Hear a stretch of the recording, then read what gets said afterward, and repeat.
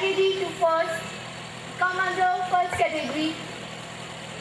Give them a big round of applause.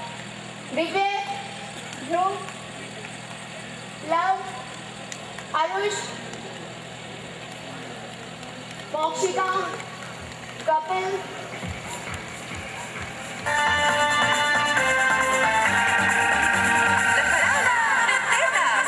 Please give them a big round of applause.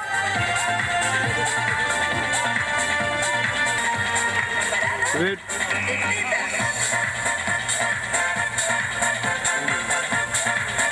Click, sir.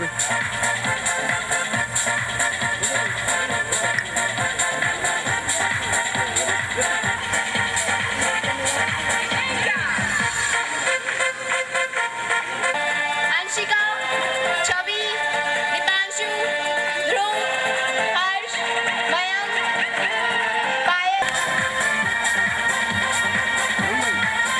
Yes, click. Photo इधर देख, बेटे इधर देख।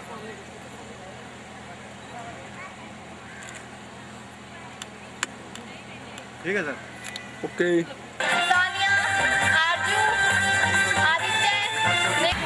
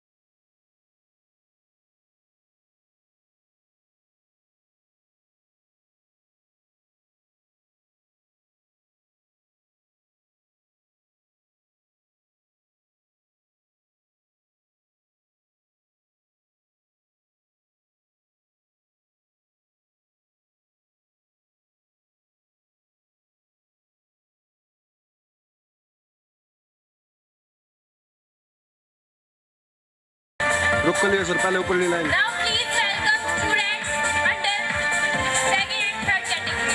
Please clap for them. चलो। Give them a big round of applause. हाँ जी।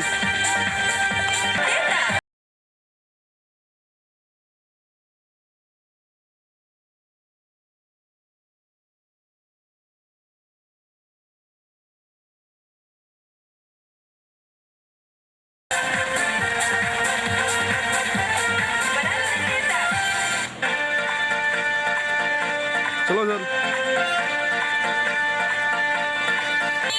Ashish, Akash, Diya, Vishal, Yash,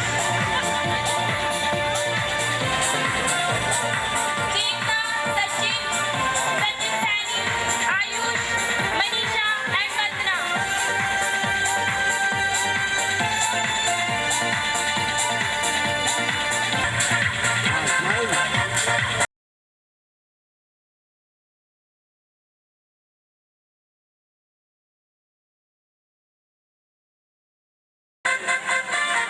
शाबाश, बराबर, very good.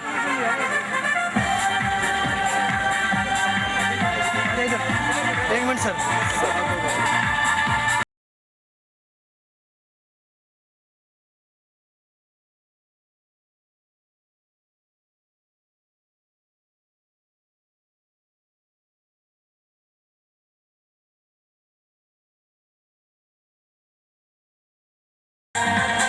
जाने दो सर, जाने दो, जाने दो।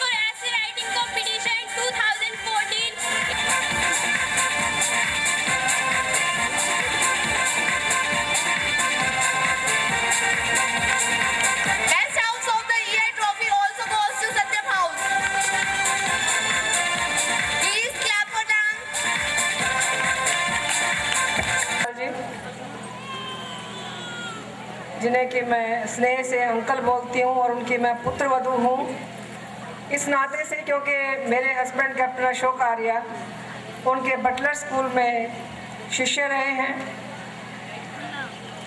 आदर व सम्मान के योग्य सामने सोफे पर बैठे हुए गण्यमान्य विशिष्टजन, विद्यालय के director mister M L. Gupta ji, manager mister Praveen Kumar ji, madam Alka Garg, विद्यालय की प्राचार्य, शहर से आए हुए अन्य गण्यमान्य व्यक्ति और बच्चों के माता पिता अभिभावकगण, राष्ट्र के निर्माता मेरे प्यारे अध्यापक अध्यापिकाओं एवं राष्ट्र के कर्णधार इस विद्यालय के बेटे बेटियों यानी के छात्र वृंद, आप सभी को इस बहुत ही सुंदर से वार्षिक उत्सव पर विद्यालय के कोटिशः बधाई। विशेष रूप से आयोजकों को जिन्होंने इतनी मेहनत से परिश्रम से इतना सुंदर प्रदर्शन जो है हमारे समक्ष किया है, उन्हीं सभी बच्चों को जिनको कि प्राइजेस मिले हैं, मेरे ख्याल में 95% बच्चों को तो प्राइजेस मिले ही होंगे, और जिनको किसी कारणवश नहीं मिल पाए उन सबको भी मेरी बहुत बहुत बधाई, क्योंकि वो एक पंक्ति में है जिनको कि कुछ समय के पश्चात अवश्य में कोई ना कोई किसी न किसी रूप में पारितोषिक जरूर प्राप्त होगा। आज के परिप्रेक्ष्य में मैं ये कहना चाहूंगी कि सबसे अधिक अगर आवश्यकता है तो वह है नैतिक संस्कारों की। महर्षि दयानंद सरस्वती ने प्रथम समोल्लास के पश्चात में द्वितीय समोल्लास में जो सबसे पहले शब्द कहे थे वह था मातृमान पितृमान आचार्यवान पुरुषो वेद। वह परिवार धन्य है जहाँ पर माता पिता और गुरुओं का सम्मान होता है। कहने को तो हम 21वीं सदी के द्वार पर खड़े हैं, लेकिन हर व्यक्ति अपने आप को असुरक्षित और दिग्भ्रमित पाता है। आज फिर हम सभी के समक्ष एक महाभारत का सा वातावरण पैदा हुआ है।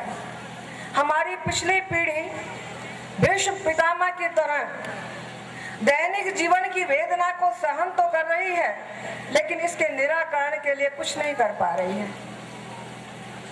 अतएव कहीं पर अगर आशा की किरण नजर आती है तो ये है विद्यालय या परिवार जहाँ पर कि बच्चों को अच्छे संस्कार दिए जा सके। देखिए तो सही, आप सब जगह सब कुछ बिकता पाते हैं।